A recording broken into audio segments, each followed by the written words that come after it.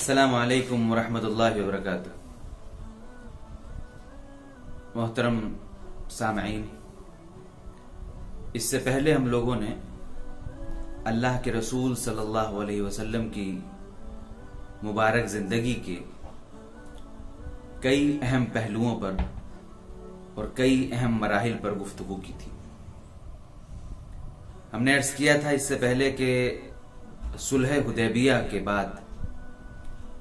حالات اتنی تیزی کے ساتھ بدلنے لگے اور اسلام اور مسلمانوں کے حق میں حالات اتنی تیزی کے ساتھ سازگار ہونے لگے کہ دشمنوں کے اوپر ان حالات کو دیکھ کر ہی ہیبت طاری ہونے لگی اور اہل اسلام کے دل ایمان و یقین کی کیفیات سے روز بروز زیادہ سے زیادہ سرشار رہنے لگے۔ ان کے ایمان کی کیفیت روز بروز کئی گنا زیادہ بڑھنے لگی، کیونکہ بڑی تیزی کے ساتھ لوگ اسلام کے دائرے میں داخل ہو رہے تھے۔ اس درمیان اللہ کے رسول صلی اللہ علیہ وسلم کو اس بات کا بھی موقع ملا کہ آپ نے دنیا کے اہم حکمرانوں کے نام اور جزیرۃ العرب کے اہم بادشاہوں اور سرداروں کے نام خطوط روانہ فرمائے، جن خطوط میں آپ نے لوگوں کو اسلام قبول کرنے کی دعوت دی اور اس بات کی دعوت دی کہ وہ اپنے جاہلانہ نظام کو چھوڑ کر اللہ کے بھیجے ہوئے نظام کو تسلیم کریں اور اپنے ملک میں بسنے والے انسانوں کو امن و سکون، چین اور سلامتی کی زندگی گزارنے کا موقع دیں۔ ان خطوط کی اپنی ایک الگ داستان ہے اور وہ داستان بھی خود بڑی دلکش ہے۔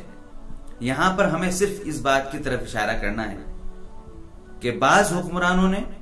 حضور کے ان خطوط کا دل کھول کر استقبال کیا، بعض نے ایک بیچ کی سی کیفیت رکھی، نہ ادھر نہ ادھر، اور بعض لوگوں نے بہت ہی گستاخی والا عمل اور بہت ہی نازیبا اور غیر قانونی اور غیر انسانی عمل ان خطوط کے ساتھ کیا۔ اسی طرح سے اللہ کے رسول صلی اللہ علیہ وسلم نے رومن امپائر کے نام اور رومی بادشاہ اور شہنشاہ کے نام جو خط روانہ فرمایا تھا، ایک معاملہ وہاں بھی پیش آیا۔ حضور نے جو خط روانہ فرمایا تھا، اس خط کو لے جانے والے صحابی کو رومی بادشاہ کے ایک گورنر نے ان صحابی کو گرفتار کر لیا، اور نہ صرف یہ کہ گرفتار کیا بلکہ ان پر ان کے خلاف ظلم و زیادتی کر کے اور ان کو بری طرح سے اذیتیں دے کر شہید بھی کر ڈالا۔ اس واقعے کی خبر جب اللہ کے رسول صلی اللہ علیہ وسلم کو ملی تو آپ کو اپنے ایک عزیز اور محبوب صحابی کے جانے کا تو افسوس ہوا ہی، ساتھ ہی آپ کو اس بات پر سخت غصہ اور ناراضی بھی ہوئی کہ اس گورنر نے، یعنی رومن امپائر کا جو گورنر تھا، اس نے عالمی قانون، ایک جو انٹرنیشنل لا گویا کہ بنا ہوا تھا کہ کوئی بھی کسی بھی ملک کے سفیر کو اور اس کے ایمبیسڈر کو کوئی تکلیف نہیں پہنچائے گا کسی طرح کی۔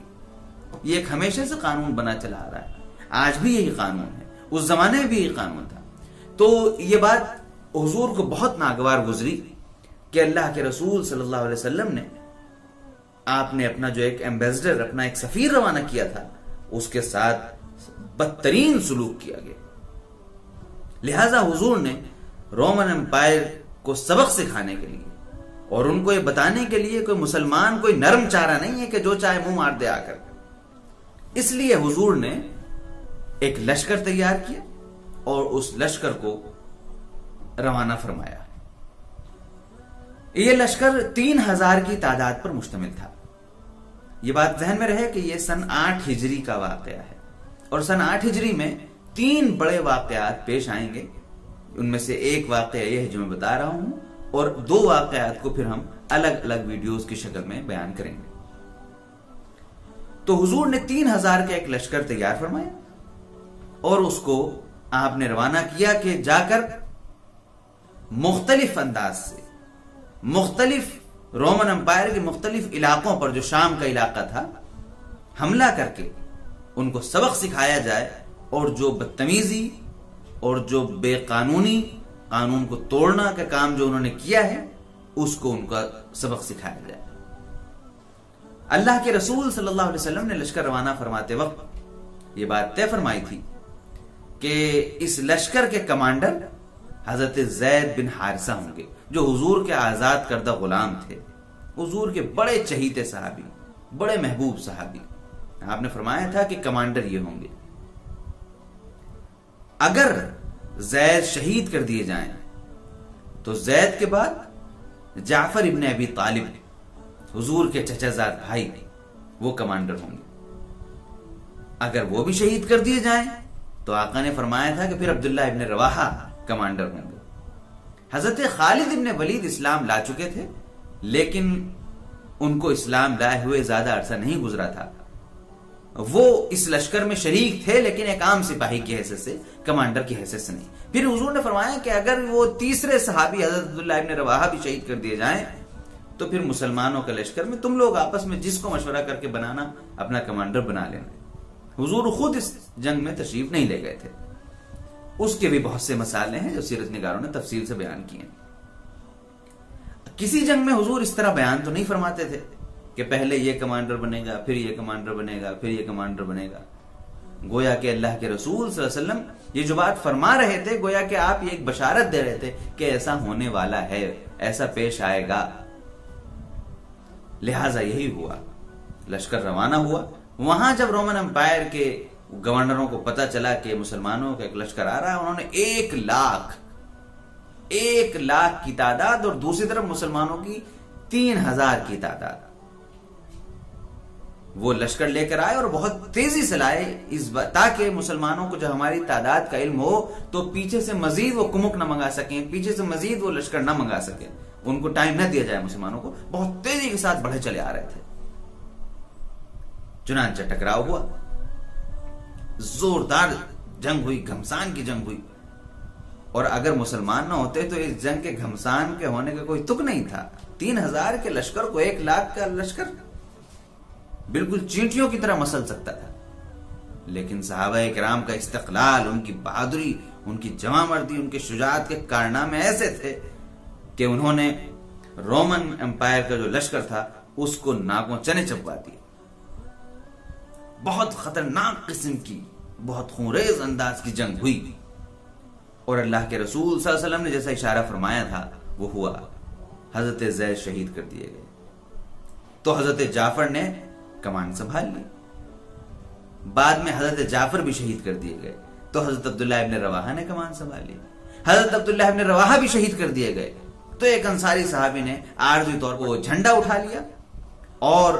مسلمانوں کو جمع کر کے فوراً یہ کہا کہ بھائی ہم اب خالد ابن ولید کو لشکر کا جھنڈا دے رہے ہیں، وہ اب کمان سنبھالیں گے۔ حضرت خالد ابن ولید آپ جانتے ہیں کہ بہت ہی جفاکش اور بہت ہی حکمت والے کمانڈر تھے۔ غزوہ احد میں جبکہ وہ اسلام نہیں لائے تھے، مسلمانوں کو جو تکلیف پہنچی تھی اور مسلمانوں کو جو چوٹ پہنچائی تھی، اس وقت بھی حضرت خالد بن ولید نہیں پہنچائی تھی، جو کہ اس وقت مسلمان نہیں ہوئے تھے۔ حضرت خالد بن ولید نے کمان سنبھالی اور پھر منظم ہو کر، استر نو منظم ہو کر ان کے خلاف، کفار کے خلاف، رومن امپائر کے خلاف ایک زور کا دوبارہ حملہ کیا، اور اس حملے سے بہت تیزی کے ساتھ انہوں نے ان کو پیچھے دھکیلا اور اپنے لشکر کو لے کر وہاں سے نکل گئے، کیونکہ وہ دیکھ رہے تھے کہ اب ان کے سامنے ٹکنا آسان نہیں ہے۔ وہاں سے واپس آ گئے۔ حیرت ہوگی آپ کو یہ جان کر کہ اتنی گھمسان کی جنگ میں 1 لاکھ ویل ٹرینڈ جو لشکر تھا پورا رومن امپائر کا، اس کے مقابلے میں 3000 مسلمان، لیکن مسلمانوں میں سے صرف 15 لوگ شہید ہوئے تھے۔ یہ حضرت خالد بن ولید کی حکمت عملی اور ان کی جنگی اسکیم جو تھی، اس کی ایک بڑی دلیل یہ واقعہ اس واقعے کو بنایا جاتا ہے کہ وہ کس طرح سے وہاں سے حکمت کے ساتھ اپنا لشکر لے کر آ گئے۔ اللہ کے رسول صلی اللہ علیہ وسلم کا ایک بڑا معجزہ اس جنگ کے درمیان ثابت ہوا۔ صحابہ کرام بیان فرماتے ہیں، بخاری میں حدیث ہے کہ حضور نے اس مدینہ منورہ میں آپ نے فرمایا کہ لشکر کی کمان زید بن حارثہ سنبھالنے ہیں۔ پھر آپ نے فرمایا کہ زید بن حارثہ شہید کر دیے گئے اور کمان اب جعفر طیار نے سنبھال لی، جعفر ابن ابی طالب نے۔ پھر فرمایا کہ جعفر ابن ابی طالب بھی شہید کر دیے گئے اور لشکر کی کمان اب عبداللہ ابن رواحہ نے سنبھال لی۔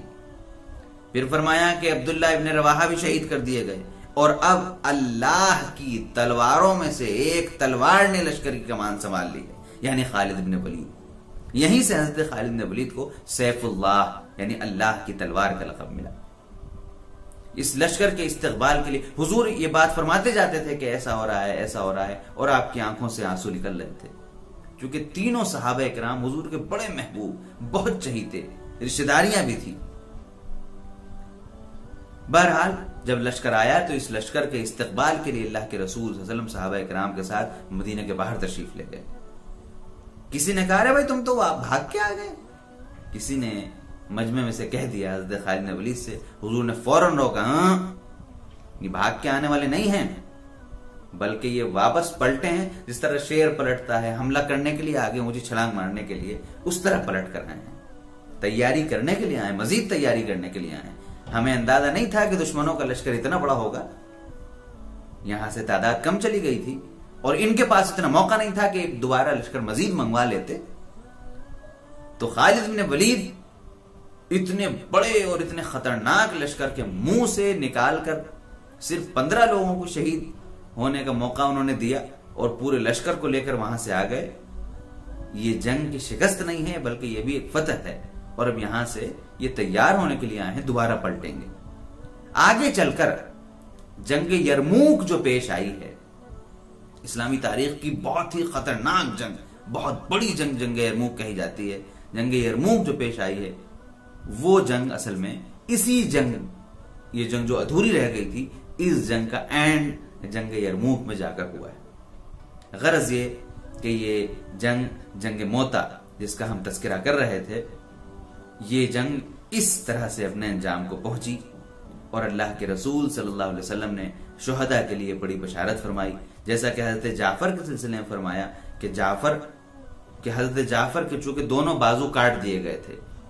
دشمنوں نے دونوں بازو کاٹ دیے تھے، حضور نے فرمایا کہ اللہ تعالیٰ نے جعفر کو جنت میں 2 پر دیے ہیں جن کے ذریعے وہ جنت کی ٹہنیوں پر ادھر سے ادھر اڑے پھرتے ہیں۔ اسی لیے حضرت جعفر کا لقب وہاں سے تیار پڑ گیا ہے، اسی لیے حضرت جعفر کو حضرت جعفر تیار کہا جاتا ہے۔ تو یہ جنگ موتا اس طرح سے ختم ہوئی، اور پھر اس کا جو یوں کہیے کہ جنگ کا جو باب بند ہوا ہے حقیقت میں، وہ بند ہوا ہے جنگ یرموک میں جا کر، چونکہ صحابہ کرام واپس آئے تھے، حضرت خالد بن ولید سب کو واپس لے کر آ گئے تھے، اور پھر جنگ کی تیاری کی گئی، بیچ میں دوسرے حالات بھی پیش آئے، اور پھر وہاں جا کر پھر جنگ یرموک میں بری طرح سے پاش کر دیا گیا رومن امپائر کے غرور کو، اور اس کو چکنا چور کر دیا گیا،